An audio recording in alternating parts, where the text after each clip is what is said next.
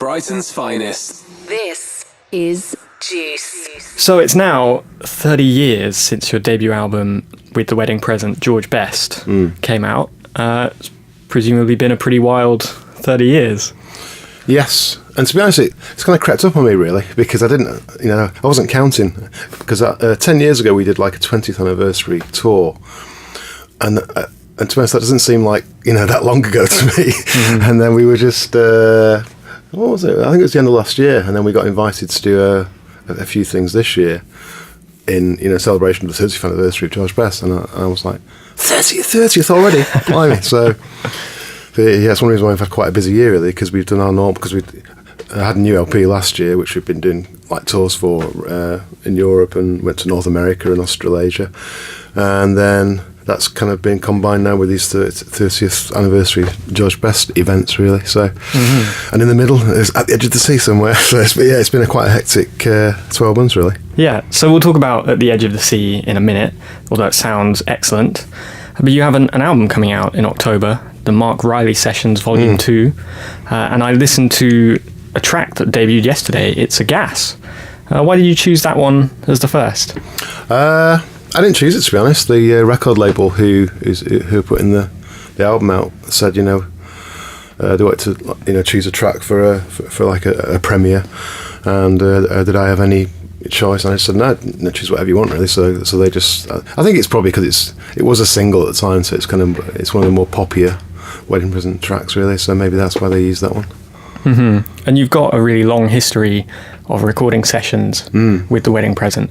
What do you think it is about live sessions that so attracts you and your sound?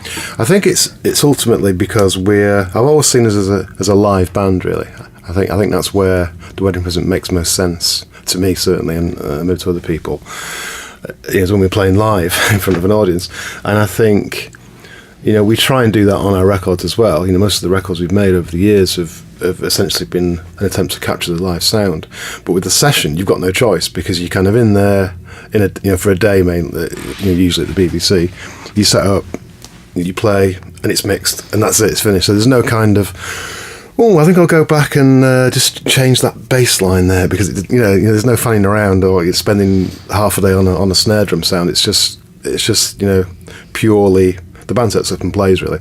And I think you do capture some kind of, I don't know whether it's tension or it's just like people playing together in a room, especially when you've got that kind of against the clock feeling, because as I say, you can't really do stuff over. So, and I think that it enhances the performance. I mean, many times we've released an album of tracks that we've kind of previously recorded for John Peel, for instance, on Peel Sessions, and people said, yeah, I think I prefer the Peel Session version, and I can see why sometimes, even though it's maybe like an earlier version of the song, it had something there because we had to do it in 5 minutes rather than 5 hours. So there's definitely something to be said for it. I really like the roughness around the edges of a live session, that you might hear a mistake which doesn't ruin the song. It actually gives it a certain kind of personability. Yeah, totally. So let's talk about your other band, Cinerama, who are also going to be playing this weekend. I'm interested to know why it's got some of the same members, how you keep the two creatively separate, and why it was when you started it that you felt you needed a whole other band to explore. Well, I started it a few years ago, 1998 I think, or something, basically because I felt like I wanted a break from the wedding present, because essentially the wedding present is a guitar band, alternative rock, kind of indie rock band or whatever, and I just felt like I had certain interests aside from that, which I wanted to explore. I didn't want to sort of drag the rest of the wedding present with me, so it was essentially like a solo project, and I started to explore kind of more poppy, pop music, classic pop music really, the style of Burt Bacharach and ABBA or whatever, and also a kind of a cinematic sound. So I've always been interested in the work of like John Barry and Ennio Morricone, soundtrack type stuff. So Cinerama was essentially me kind of messing around with ideas that I didn't think sort of fitted necessarily into the wedding present. So I didn't kind of mean for it to be such a big thing in the end. I just thought it'd be a little side project for a few months,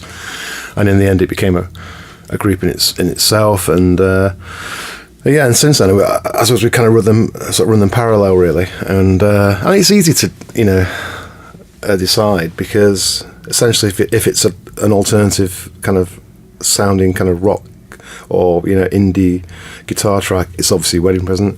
If it's more of a classic pop, I mean, there is areas where they do overlap quite considerably, but it's generally a different type of music. Certainly, I'm the only kind of link between them, really. My voice, I suppose. Brighton's finest. Juice. How do you keep it fresh after so long? You must have written hundreds and hundreds of songs in your time. About 300 now, I think. No, about 250. I'm exaggerating. I think I've always been kind of driven to do it. From sort of being a kid. I've always been obsessed with pop music, whether it be the radio or my parents' record collection or whatever. So I've always been kind of drawn to it. And then I think once I started doing it, I realised this is what it's what I want to do, and I've never kind of deviated from that, really. I'm always getting ideas, even now. There's no kind of I don't feel like I need to keep it fresh, because I'll be walking on the street and hear something or see something and think, I can imagine that working with a song or something. So I'm kind of desperate to get back home and get the guitar out and write a little piece of music, really. So I've never lost that kind of enthusiasm for it, I suppose. I feel like I'm probably a bit obsessed with it or something. Interesting. So both of your bands are playing at your festival, which is At the Edge of the Sea, which is going to be Friday and Saturday, the 18th and 19th, at the Concorde too. And you started it in 2009, is that right?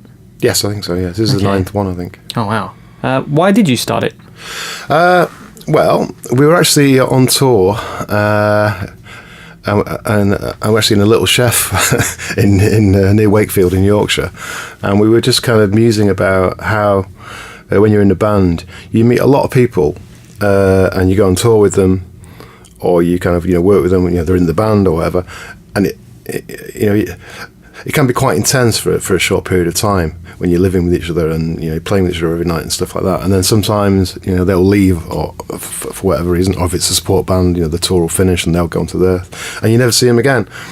And we just felt it'd be nice to have some kind of event where we could bring people back from past bands we played with in the past, or ex-members of the Wedding Present who've got new projects, so they can come and play. And so it's kind of a mixture of that and I suppose me just wanting to put people on that I like, really, sort of music that I think is I mean, it's not always obvious.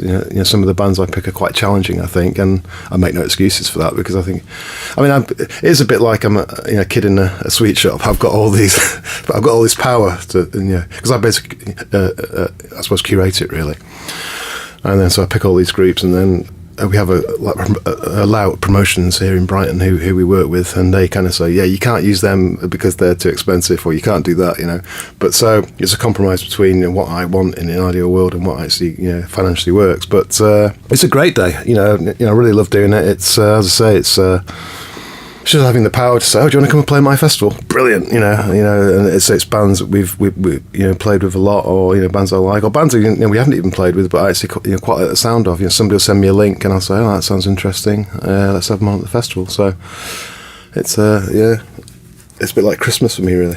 Right. And this year, which sold out quite a long time ago, didn't it? This is the first. Well, the Friday sold out because we're playing George Best. And that's obviously a bit more of an attraction, I think. And then weekend tickets sold out, but I think there's still Saturday tickets available. Oh, okay. Yeah. Cool. So who else is playing on the Saturday? On the Saturday, there's about 6-7 bands now. As was the main ones are the Pop Guns, Brighton indie band, who I've been fans of for years. And then Flowers are a band from London who we toured with a couple of years ago, and we got on really well with them. It's a really nice sound, so we had them. I actually booked a band yesterday called Jade Inland, a Brighton band, because that's the one of the members of Cinerama. She's in a band called Jade Inland, so we got them. Helen McCuckery book is a name that, again, Peel fans will know, because there used to be a band called The Chefs from the 70s, a kind of punk band. Again, I think they were Brighton based, and she was the singer of that band, so she's got a little solo project now. So we're having them. And then we've got a band called The Sleazoids that features an ex-wedding present guitar player. The Charlie Tipper Conspiracy from Bristol, and Scare Taxi, who are members of These Animal Men, who were a punk, kind of a new wave band from a few years ago. And I think that's it at the moment. So there's still tickets for the Saturday, we reckon? A very limited number, I think. Yeah. All right. Well, act quick, people. The festival sounds great. Shame that I won't make it down to see you perform George Best. It must be a long time since you played that cover to cover. No, because we've been doing it sort of through the year. All right. Yeah, I mean, before this year it was a long time. But no, we've been playing it. We're actually going to play it in a festival in Spain in a day. Right. All right. Lovely. Well, thanks so much for coming and talking to me. Thank you very much for having me. I hope you enjoy the festival. Hope it goes well. Cheers. This is Juice Brighton's finest. Bringing the artists closer to you.